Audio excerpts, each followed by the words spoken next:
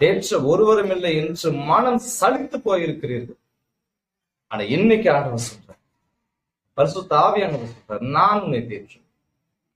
உங்களுடைய காயங்களை கட்டுவார், உங்களுடைய வியாதிகளை மாற்றுவார்.